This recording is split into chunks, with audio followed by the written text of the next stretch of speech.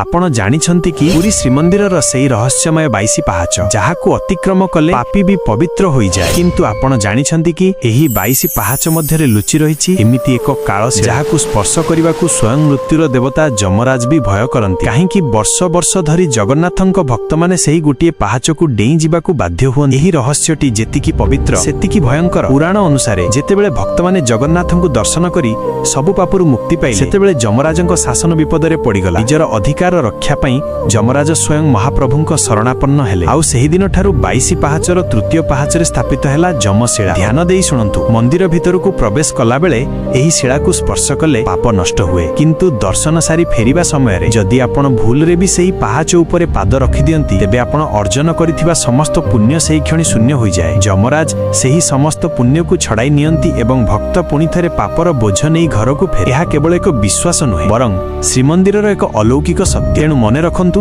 महाप्रभुंक दर्शन सारी फेरिबा बेले सेही पाहाचकू डेईकी जांतु। जदि आपण जणे सच्चा जगन्नाथ भक्त तेबे एही रहस्य समस्तंकु जणांतु एवं कमेंट रे लेखंतु जय जगन्नाथ।